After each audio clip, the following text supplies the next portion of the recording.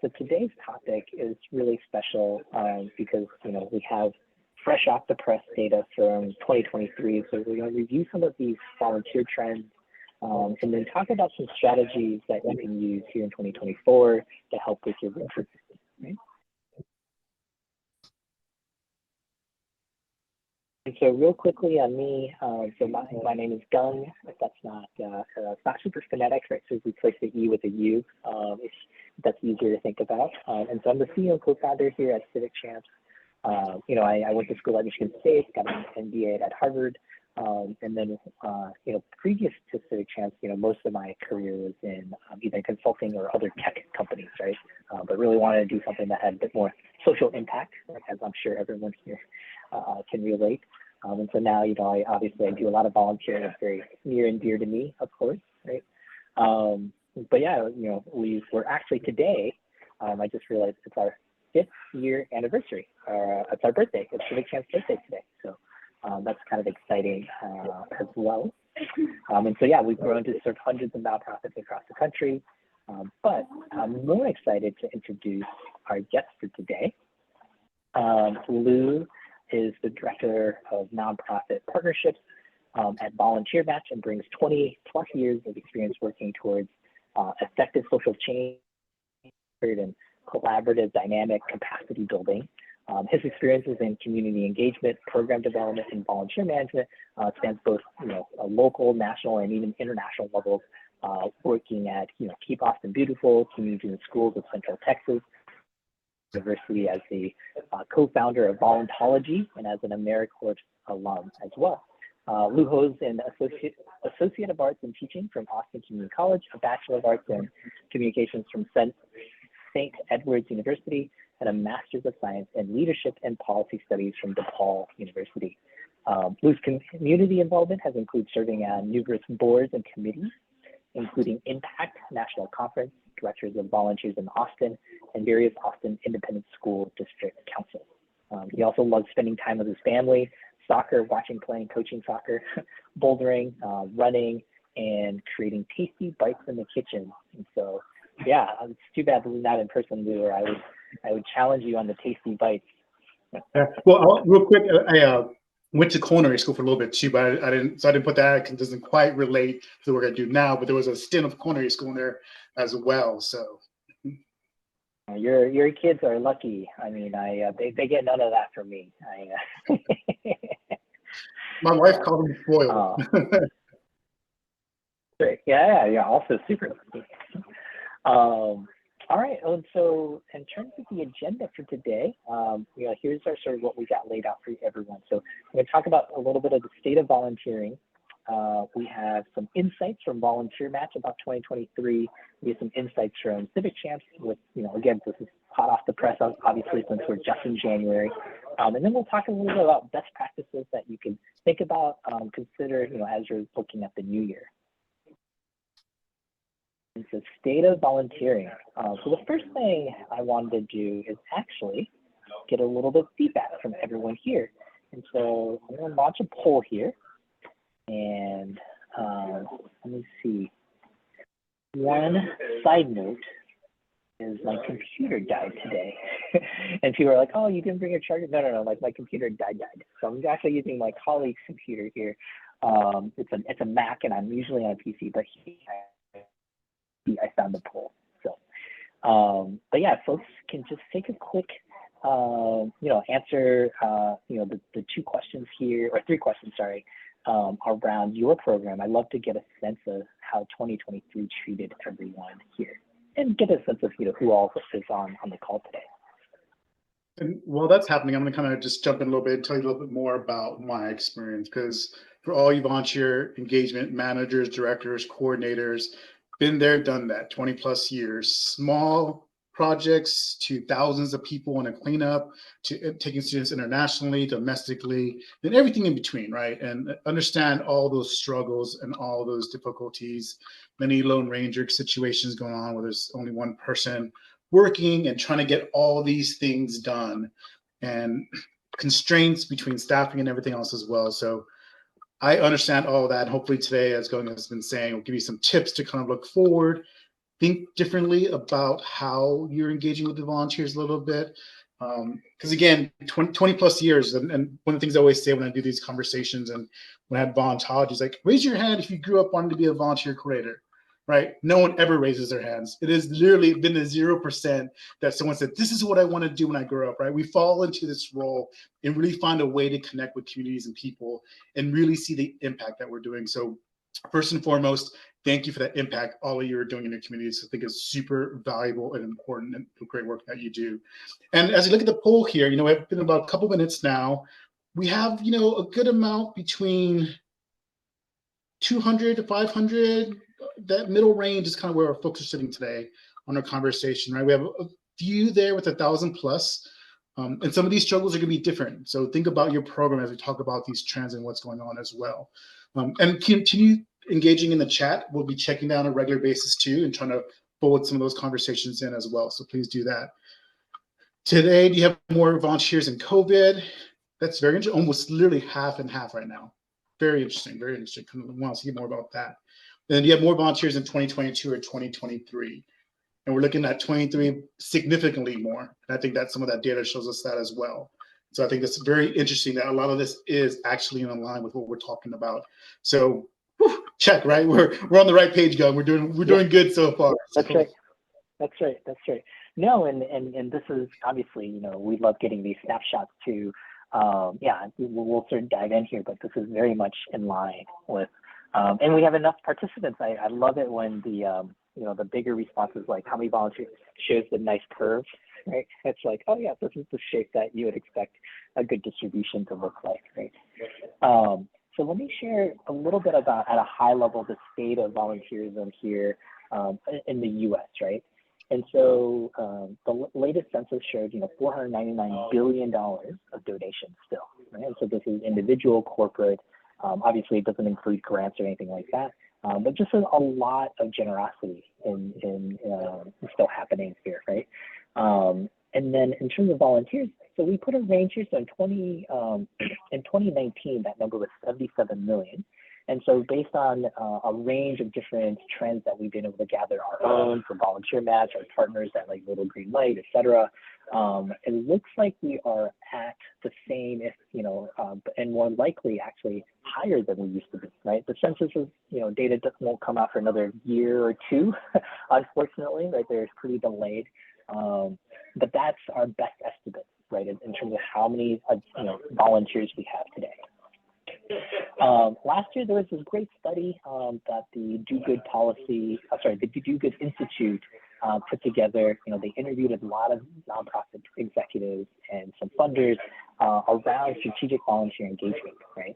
And some of the things that they found were, one, an increased demand in services, right? Not surprising for anyone on this call, right? A decrease in staff and resources, right? And so really putting a lot of stress, especially I think in particular with our volunteer managers, right? So, when you look at 2019 versus 2020, there's been this growth, right, of people, of folks that say, hey, I have more challenges now actually trying to find volunteers during the workday, with the folks that have the required skills. Some of that, of course, is the fact that a lot of our programs were, wound down during COVID, right? It's very hard to restart those, right? Like the volunteers you had before, some of them have moved on, right? And in different ways, right? Some of them might have had kids, right? They might have moved, they might have retired, and so it's hard to tap back in with that. They might have picked up other hobbies even, right? And so rebuilding, I think, is harder, right? Obviously, than if you had a existing base. But real quick, the last slide, I want to kind of comment something too with that daytime. Yeah. I think one thing that we saw during the pandemic is a lot of corporate social responsibility programs shutting down, right? And a lot of those programs create opportunities in the day where they have volunteers going out during their workday or things as well. So I think some of that trend, and I think that's important for us to look at as nonprofits to think about what is our strategy to work with corporations and businesses, right? And there's lots of different ways to do that, but I think that's why that we're seeing some of that too, is that workday volunteering for businesses shut down totally. And I was in that during that time too, trying to do that as well. And I saw that personally as well, one of my organizations. No, I think that's a great point, Lou. And, I think on the sort of the silver lining around that for me is all these corporations are trying to get their people back together in person in some way, and volunteering, right, is a positive team building exercise that's an easy way to get your employees back together and build that, camaraderie. And so maybe something to leverage as people think about that. So not surprising, this is from Toby at Volunteer Pro. Recruitment is the number one issue, right? And that's very consistent with what we saw earlier. Only time in the last, 8 years that this wasn't true was in 2021, or supervision was there, right? And now that's all the way down here at the bottom, in terms of early 2023. And then I think again, but on the positive side, and we'll see other trends that really support this too. But this is just Google Trends, right? If you do searches for volunteer opportunities near me, you'll see that starting in 2018, right? Like pretty consistent volunteer interest, sort of plummeting down here. This is your beginning of the lockdowns, if you will, right? Not a lot of people searching, but now ever since then. We have not only gotten back to where we were in 2018-19, but have really surpassed that here, right? And so there's more interest in your communities, in people wanting to volunteer. So I think that's a real positive, right? And then, I'll turn it over to Lou to highlight, sort of build upon that with some, again, fresh off the press data from Volunteer Match. Sure, yeah, so one thing as we look at volunteer programs, one thing I always encourage folks to do is, what does your portfolio look like, right? And so when I think about a portfolio, think about investing. If you ever try to invest money, you don't put all your eggs in one basket, so to speak, right? We want to have a diversity of individuals in the volunteer program. And I would encourage you, if you're not kind of getting some of that information right now, try to get it, right? And there may be some pushback for volunteers. I've, again, been through that. I've done that as well. And people are like, why do I need census data to kind of volunteer to organization? Well, because it helps us understand who is coming through our doors, right? And the interesting thing about this particular data here right now is that this hasn't changed much in years, right? We have the age population of 55 and older are the largest contributors to volunteering, period, right? Significantly more, right? You can just see that chart. There's a big drop, right? And then around that 35 to 40 age, we see a little bit dip to come back up as we get older, because life situations change for most folks around that time, right? So then think about folks who are having families, little ones, other responsibilities. So we need to start thinking as an organization, well, how do we involve that additional family member, right? Or opportunities, family friendly, kid friendly, that they can do. And of course, some organizations that may not be, others could be, right? And this is for the year, Jamie, the time period for 1 year, last year. And so as we continue going on over the year, we see that really increase, right? So what is the age distribution for your volunteers, right? We need to kind of, in my mind, in my estimation, we need to work on those lower ages to increase that engagement with them. Colleges and universities, young professional groups, business associations, those are a lot of those key areas and a lot of those key markets where we can go and say, hey, come think about volunteering with us. These are some of the opportunities that we have. And I think that's a big way to kind of really help increase some of that within the lower age range. Go ahead, go next. Yes, Cindy, I see that leadership groups at colleges. If your colleges in the area have fraternities and sororities, a lot of times they have requirements, service learning classes, all those things as well. I think there's a great opportunities for that as well. The thing that we kind of saw was the increased awareness of informal volunteering. And again, Gung referred to this earlier, right? And I think a lot of this has come out because of the pandemic, where we weren't able to really do a lot in an organized nonprofit situation. At the time, I was with a different organization with the cleanups with Keep Boston Beautiful. And so what we started doing was creating kits people could pick up and then take into their community. So we didn't organize the events. We allowed them to organize those events and really kind of do it in an informal way. And we had one gentleman who would go on his own on the walks in the morning and carry up the trash picker, those trash pickers that you see, and walk with a bag of trash and pick up like almost a bag of trash every day. And so again, kind of creating some of those informal opportunities where, it's not necessarily through an organization or through that nation as well. How can we create these opportunities for ourselves and adapt to this trend? But through and through the large number of volunteering seen through a nonprofit organization that they found on their own, right? Whether it's through Volunteer Match or a search on the web, folks are looking for the opportunities to volunteer. The one thing I will say, and that we continue hearing at Volunteer Match as well, is I didn't hear back from the organization. I didn't hear back when I wanted to connect. And I know why. I know because you have 10,000 other things on your plate, or this message goes into this email box over here that I don't check all the time, or my staff member, left because they got a different job and there's turnover there. So I think a lot of that, there's reason behind, and I always tell my colleagues here that, being on the other side, I've seen that and experienced that. But I will say to the organizations, just responding back, I think makes a huge difference, because volunteers are looking for opportunities. They're searching their net as well. They're kind of putting that net out there, seeing what kind of things hit, what kind of interests there are, what kind of things. I know I've done it where I'm like, let me just kind of find out more information about this, and really want to make sure that we kind of increase that awareness by responding quickly and adapt quickly as well. Thanks, Anne, for that, Katie. Yeah, those kits are great. I mean, yeah, those are wonderful things as there as well. Go ahead, going. Wendy, that's great that, inquiries within 48 hours. I always try to tell my teams that too, their work. Find out what works for your organization for that response. I think that's kind of what you need to do and look at kind of moving up as well. So here to me, it's kind of that, yes, these are the trends that we're seeing, kind of going back to that Google trend too that we see. So you can kind of see the numbers there. I'm not going to go to and walk through each one of them. Y'all can see those numbers for yourself. But there was that decrease from 21 to 22, right? COVID time, basically. Those other increases are small percentages of like 1 to 5% for a couple of years. But then we saw the increase between 22 and 23 of 23%. So folks are getting back to searching for opportunities on our site, right? That's a huge percent increase, huge, huge, huge. So people are wanting to get back involved. I think we're finding more and more that the comfort level is returning to being engaged with individuals in different ways and different things.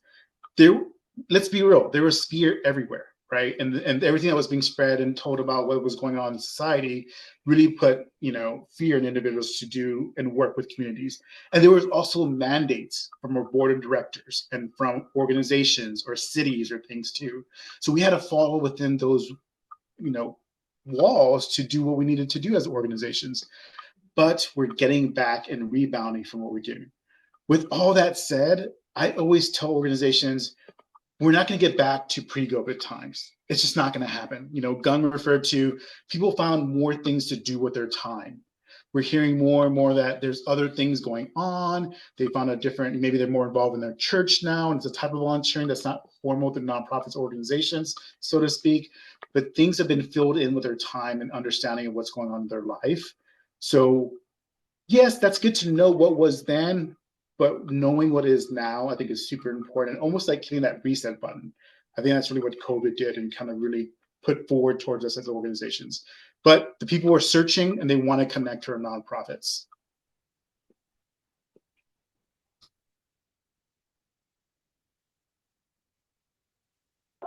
Yeah, so I think, I guess one thing for me, just looking at that, right, is that I thought was really interesting and I wasn't aware of is that, 2020 was actually, I'm sure if we looked at 19, right, it was much higher than 2020. And you saw a little bump back, but really even, in 2022, it continued, right? Like this continued decline happened for quite a while, actually, right? But it's awesome to see in 23 that we saw this huge uptick again, right? And so on our data, what we saw here is pretty similar, right? And so here, this is folks that use volunteer management software, of course, right? So there's a little self-selection bias, of course, but across Civic Chance, what we saw in 2020, our organization had about 262 active volunteers per organization, right? So that's that midpoint there. They had 6,689 hours volunteered per organization in 2023. And they had an impact of $212,000, right, or $213,000 if you round it. And so, this is just the hours times the estimated impact per hour that the independent sector puts out every year. And then from there, you could see that, I just here, and then in terms of the activities, right? So this is, how many times has somebody volunteered? So we saw about 1,500 sort of acts of service per organization, and that equated to about almost 6 activities per year per volunteer, 4.5 hours per shift, 25.5 hours per volunteer. I think to Lou's point, though, a lot of that is skewed right towards our older volunteers, our retirees. Oftentimes we see, even in college towns, right, you have like a 50-50 split in total hours between like your retirees versus like your college students. But the volume, right, like you might have 10 retirees that's generating all of those hours on the retiree side, but you have 100 college students that's making up the other half, right? So they're still very important, but the dedicated folks, we for sure across the board, retirees is what we see, right? And so in summary, right, this is, yeah, go ahead. I was going to say that the other thing we saw in some of our data, because of course we didn't, there's a lot to share, but we also saw that our older volunteers, you tend to stick with one organization, while our younger volunteers tended to have more organizations that they volunteer less time with. So I think that's something important to know too, kind of, think of your mindset when you're younger as well, right? Discovering, looking into, trying to figuring out, right? Some folks are doing it to get more experience in their kind of major. Other folks are doing something different than their major to get a different experience for themselves to round out their personality and their persona. So I think that's something that we've seen within some of our data, is that we have younger folks looking out to more organizations, or more experienced volunteers, I'll say that, tend to stick with one organization. Yeah, I mean, for sure. I mean, knowing what you want, knowing what you like, right? As you get more experience, those things for sure are more relevant. And then so we also hot off the press from us, right, in 2022 versus 23. So there's a bit of fewer data set here, because we had to have people that cross both years on our platform. But generally what we saw is a little bit of an uptick in the number of volunteers, right, on average. The number of hours grew about 6%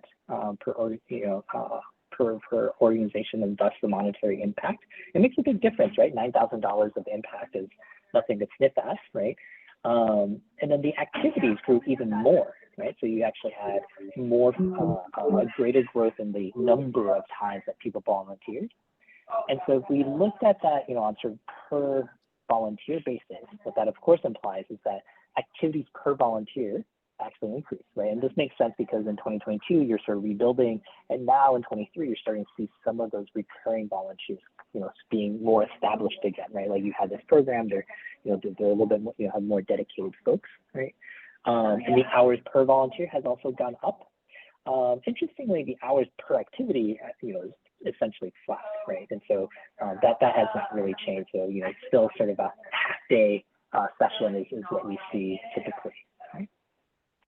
So hopefully that gives folks a sort of a good overview. Alternative other reflections on, if you look at all of the data together, what story does this story tell you?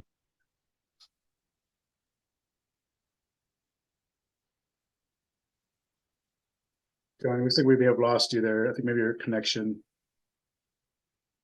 Oh, okay. No, I was just saying, Lou, I don't know if you put all of the data together, if there's any, sense of, what is the holistic story here that you think of? Yeah, I think what it tells me is, I think folks are looking for shorter experiences. I think a lot of times, Tristan, we've had these really long, hours of volunteering. I think we need to adapt more, right? And I think part of this is in response to society and social media, right? We have these TikTok videos and tweets. Everything's been truncated in life almost. And I feel like we need to adapt that a little bit. And that's kind of what I'm seeing now for volunteer engagement too, is how do we truncate it and make it in a way that's accessible and easy for folks to get to, right? We went through a whole time, right? Thinking about even working in the office space as well. You know, we went through this big transition of driving and not driving and traffic and all these things, and people liked that transition. And that's why I think there's a lot of conflict with returning back to the office, because people want to keep that time because they're able to do other things with it. So how do we do that for volunteer engagement? How do we kind of truncate something where there's still meaningful impact in our community, but also at the same time that kind of engages that volunteer to then grow them into something greater, quote unquote, if you will, right? A larger role, a leadership position, things of that nature.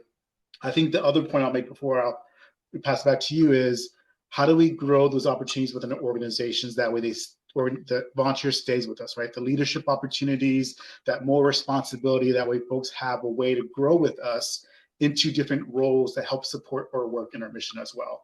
I think it's a super crucial point, that ladder of engagement, you know, the introduction and the next step and that next step. How do we kind of keep them going up that ladder to really engage them as well?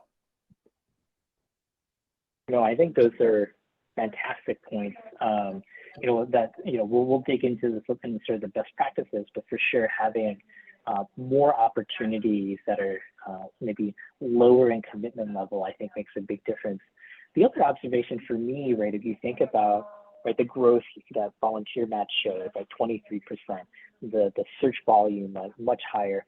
Here, right, even for folks that are self-selected in many ways, right? Like they say, hey, volunteers is important for me. I actually even have a volunteer, dedicated platform, all that kind of stuff. And it's a wide range, of course, right? So we have folks that have tripled the size of their program. We have other folks that have, obviously declined as well. And so one reflection I have is, I think, coupled with the fact that people are more aware of informal opportunities, right?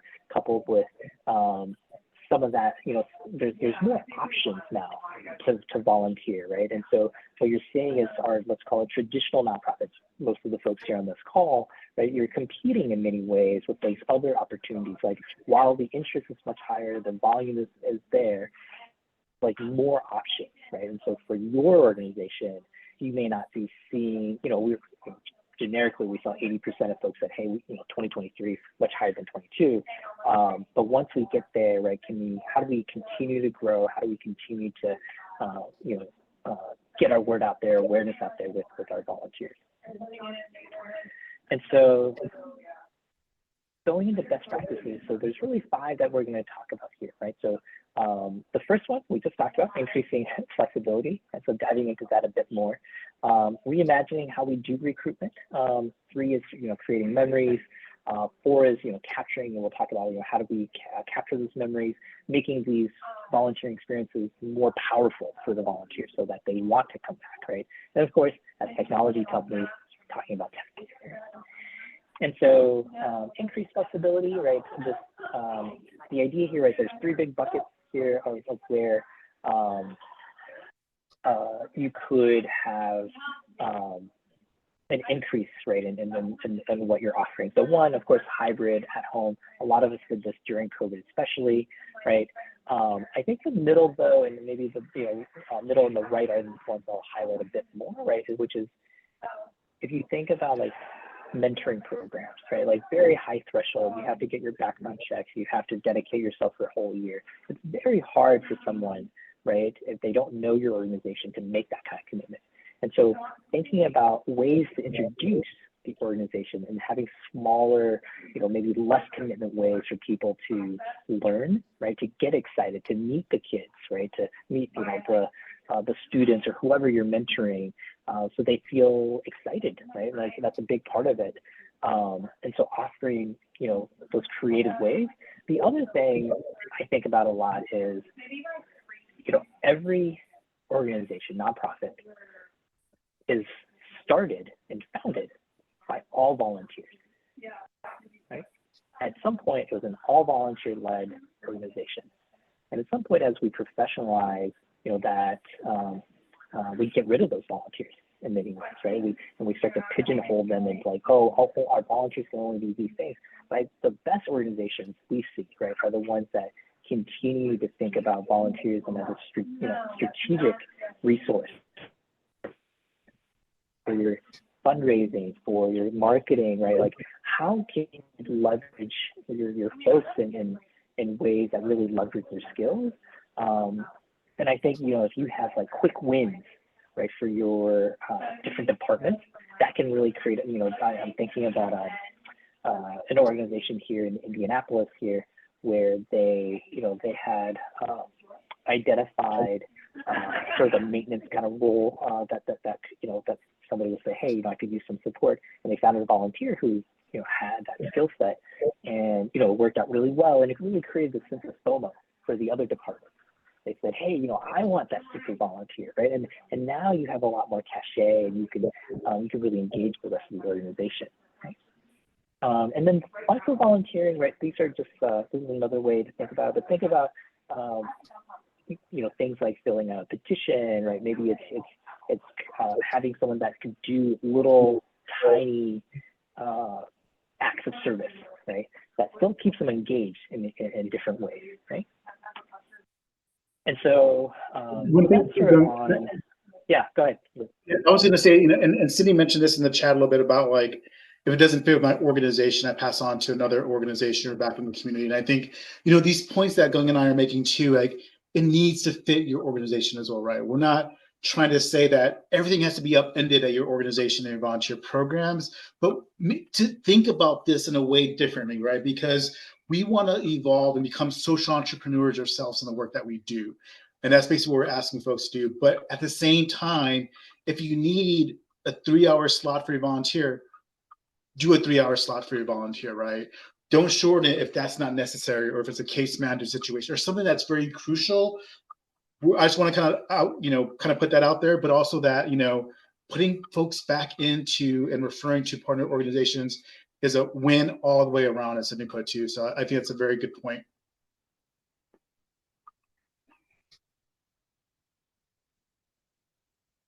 Yeah, no, yeah, of course, right. And I think this actually dives, sort of really nicely with this next part, right? We're like reimagining your volunteer recruitment. And so maybe, Cindy, one way that we also think about it is, finding who your ideal customer or your volunteer profiles are, right? And it might be that, hey, I really do need, 3-4 hour slots, and it doesn't make sense for us, like we have to do a bunch of training, But then, so I think one thing that people often end up doing is, when we're recruiting, it's sort of like, come on, and it's like, we'll try a little bit of this, and we'll sort of throw things on the wall until something sticks, right? But there's actually you have the data and information within your organization about who is great for you, right? Because you have fantastic volunteers oftentimes, and so understanding, and talking to them really of, what does that persona look like, right? That it really fits, right? That really jives with what you're doing, and then go and find more of that persona, right? And then I think from a marketing standpoint, and this is the second part on language market fit, is you can now tailor your messaging, right, to that specific persona, right? And it's very hard, right, to really recruit and have something that really resonates with everybody. But if you want to resonate with just a very select targeted persona, that makes it actually much easier, right? It makes it easier for everyone involved. And so we have some tools here, and we'll share this in terms of the slides, and also we have a little template. But a volunteer persona, right? Like it's fairly easy in many ways. Like right, like you list down your best volunteers. You think about what makes them great. Right? You note their sort of notable attributes. Think about what kind of challenges they face, right? Maybe any objections that they might have had to joining you as an organization, and how you can talk to that. And that's sort of your persona. Then you can go out and you can see if it resonates, right, with the folks that you think it should. And then we very much related that, right, is as you're talking, covering why is it that they're volunteering with you? What's this, what were their goals? Are there things that they're trying to do with your organization, right? And then I think equally important is this idea that listen to the words that they use, right? How did they describe their experience? What words do they use to talk about your organization? How do they think about the impact that they're having, right? And then recycle and use those words, right? Because a lot of times we're just in our own world and we're very familiar with the phrases that we use, right? But that may not be what the public or your volunteers, especially these, this ideal persona, that's not how they describe it, right? And so use their words to talk to them, right? And from in some ways from an inclusion standpoint, right? That's just a healthy practice as well, right? And then so the other steps, right? So once you get there, draft some new language, right? Validate that people understand. Right? You can ask your 5-year-old, like, hey, if I share this new like mission statement or my new recruiting, like, do you understand, right? And then optionally, right, there are some tech ways to do A/B testing, where seeing which of these phrases work best. Everyone gets free Google Ads. That could be a use, right? Seeing for volunteer recruitment to see which phrase gets clicked on more than other phrases, right? And can convert. But that's totally optional. I think the main thing is really just talking to your volunteers and getting that language. Too is that keyword is personas, right? There are multiple personas within the organization, right? This isn't an exercise like I'm going to do this one and that's going to fit for everything. And we at Volunteer Match did this recently, and for those who may not know, we're also a nonprofit organization. So we did an exact example where we have very interesting audiences because I have volunteers coming from one side, searching our site, looking for opportunities with nonprofits. But then we have the nonprofit admin side where we're creating the profiles that list the opportunities, right? And then you can even think that can be segmented in so many different ways itself, right? The nonprofit side, we have by size or budget, number of volunteers. So there's lots of different ways that you can break this down, and how you approach this as well is going to be very different. So those personas, brainstorm with your team, think about like everything on the board of who these folks are, because the way they communicate to market is to be different for each of those groups as well. So yeah, absolutely, right. We just talked about corporate, right? Your corporate leaders that's going to be a little bit different than your classic day-to-day volunteer that you're working with, right? So number 3, I'll give one example. I'll hand it over to Lou here to give another one. But I think there's very easy ways oftentimes that we can make the volunteering experience more special, right? And so one example I use a lot is, we have this tomato soup can here. We just did a bunch of food drives, toy drives, right, for the holidays. And, for a lot of us, it was just like, yeah, we have stuff in the back of the pantry and we shared it and we feel good because, it's getting made better use of, right? But I think small tweaks to even something like that can make it much more impactful. For example, you can ask your volunteers to bring their favorite thing, right? Or something from their childhood, right? And then if you're able to, get together as a group, right, ask them and have them share that story, right? Or if they can't share that story, maybe put a sticky note, right, on that one item and say, hey, this one, the tomato soup's really special for me because growing up, I grew up in South Dakota, for example, right? Super, super cold. And so when I came home and, and it was like, after like a snowball fight or whatever it was, right, like tomato soup, conjures up these really positive memories for me. And so now that volunteer, when they think about you and this volunteer experience, they don't just think about clearing out the pantry, right? But rather they also connect it with this like very positive and cool moment where they shared their, their special connection, right? But also got to hear a bunch of other people share their special connection, right? And that's just one example. But there's lots of little ways I think that we can make small tweaks to make the experience like really resonate, right? And get remembered. So, Lou, any examples you can?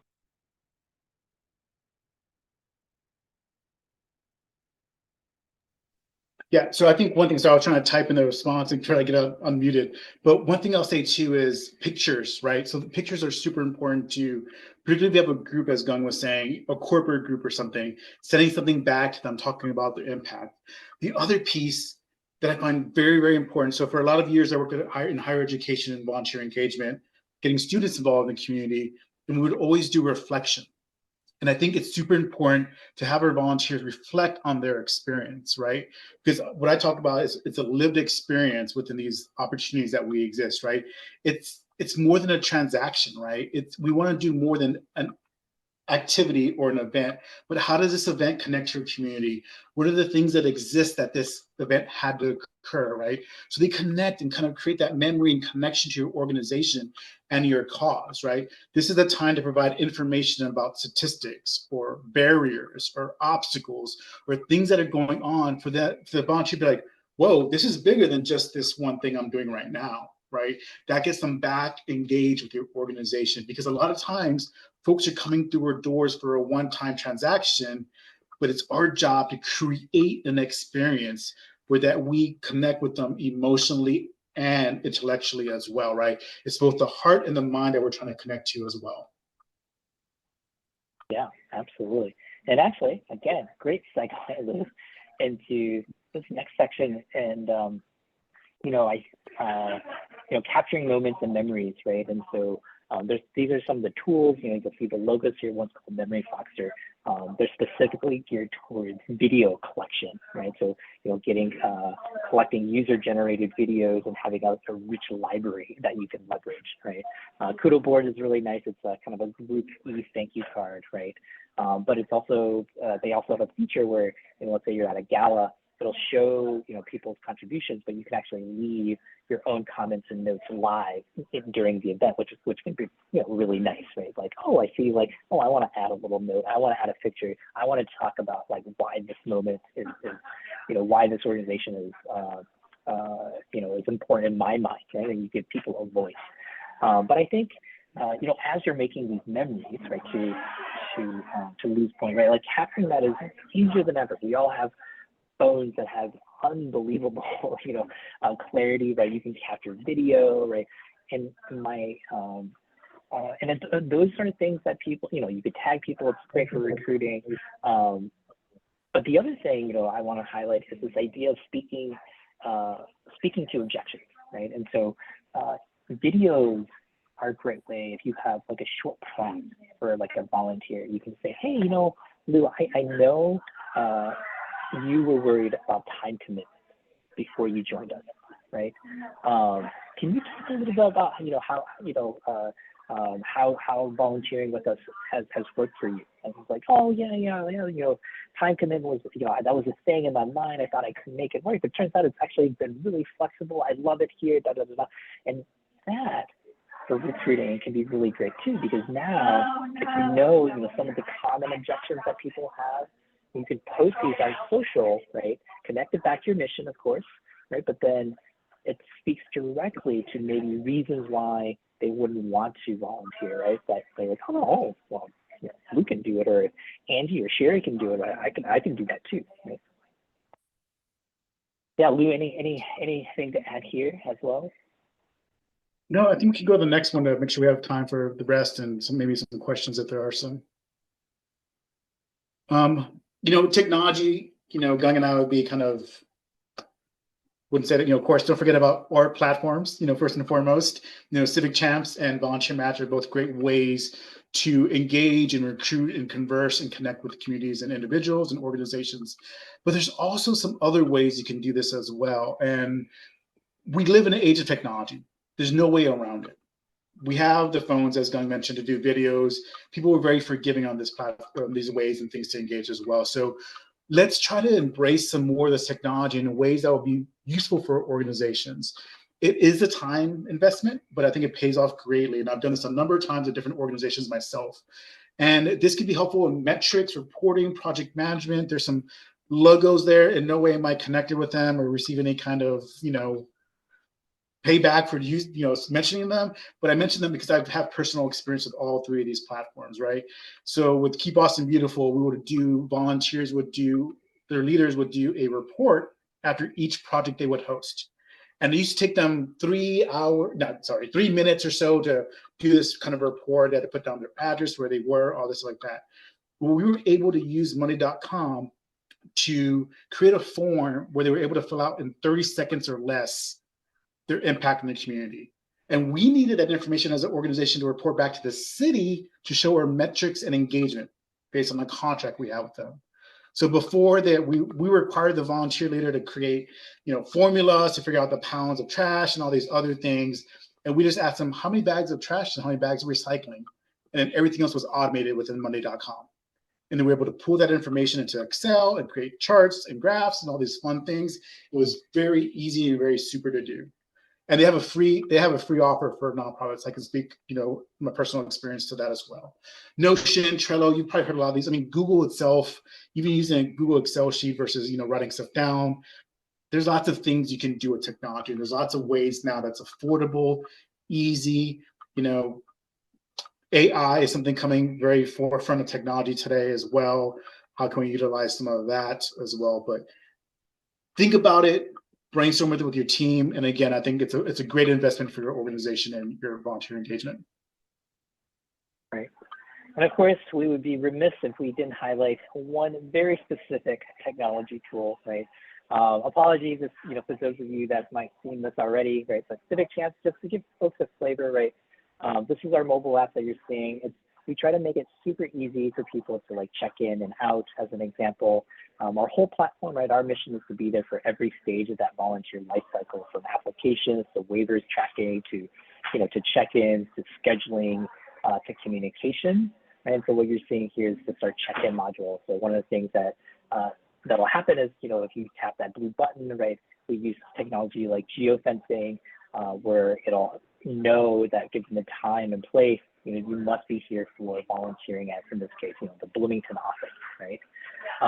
And then, it'll check people out at the end of the day if they forget. And so we try to really make it easy, right? And then if folks are inspired, we allow people to do what we call micro donations, only for people that are, particularly happy. And so we collect feedback for folks, right? It's important for retention, understanding who's happy or maybe who isn't, right? And if they are happy, right, you can ask them for this small dollar donation. And then, of course, bring all this back in rich reports, right, that are easy to use. And so each row here is an active service, but you could see, right, those smiley faces or frowny faces. So who you might want to reach out to, both in terms of people that are happy and what you can leverage for recruiting, but also maybe folks that didn't have a good time, right? And if you needed to, you can even sort, right, and say, hey, show me anyone that was part of the education group, right? That also happens to be, doing more than X amount of, in this case, 20 hours of volunteering this year for us. Right? And so that's just a quick overview. If folks are interested, obviously happy to share more. But yeah, so hopefully today, that's the wrap on the presentation part of it. We talked about trends, really hot off the press here from both us and volunteer. Hopefully you all love that. We talked about some best practices. And then if you want to get in touch with Lou and I, here's our contact information, of course, so feel free to reach out. I think, just like me, I'm sure Lou loves connecting with folks here in the sector. And so love to, say hi and meet more folks. The last thing here, we have some freebies. We'll have some templates here. We'll share all of this out with you. These will be, I think, Chloe's putting some of the links here in the chat as well. So hopefully those templates and tools will be helpful for folks.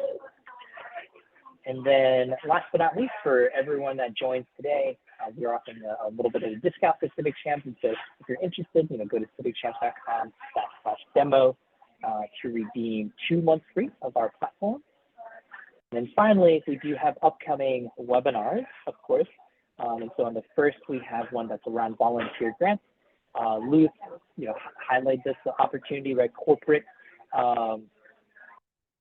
Corporations are great for daytime volunteers.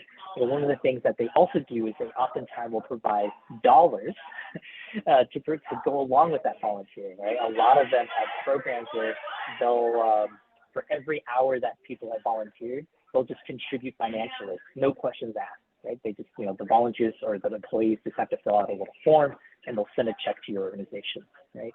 And then on the 8th, we'll talk about impact metrics with our friends at Sure Impact, and how do you use impact metrics to increase volunteer engagement and drive revenue. With that, I'll sort of turn it over here for any questions. I know we've had a lot of engagement already. Really thankful for that today. Thank you, everyone. But any other questions if you want to put in chat, we're happy to answer those for either Lou or myself.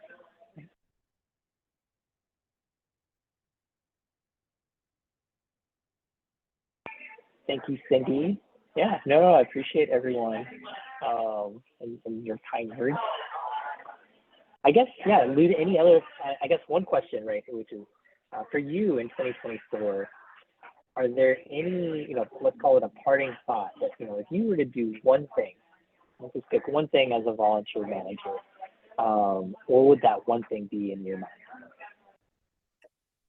Ooh, good, great question, Gung. I think something that I would do is come up with a corporate strategy based on a lot of these numbers that we're seeing with, needing volunteers during the daytime, with organizations and businesses coming back to volunteering during the day or looking at connecting.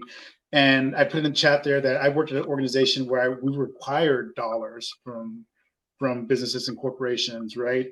And that doesn't mean we'll say no if they can't do it, but at least it starts a conversation about that, right? And whether it's cost per individual or cost for event, I think it's a way to think about, and the ways I always think about is like, you didn't go to Amazon and hey, Amazon, give me this stuff for free, right? It's a business, right? You have to pay for that experience and that, product. We create products as well. They're just different in the way that we do them. So I think by asking for that for businesses is appropriate. Again, I think it's so I think that's what I would do in 2024. And also knowing that, we did a survey not too long ago for nonprofits, and about 40% of them, Gung, said that they did not have a corporate engagement strategy. And so I think that's the reason why I would do that. So knowing the need in the day, businesses also cutting costs on offices, but trying to create community, and then knowing that there's not a lot of strategy there, I think that's what I would do in 2024. Thank you. I think that's a fantastic parting thought. And I saw a question here. Yes, the slides and PowerPoint, we'll be sharing that with email for everyone that attended today. So you'll get a copy of that. Again, super grateful for everyone that joined today. Apologize for some of the background noise here that I have on my end. But thanks, Lou. Thank you to you for being a partner with us. We'd love to have you back again if you're open to it. Enjoy the start of 2024, everyone. And thank you again.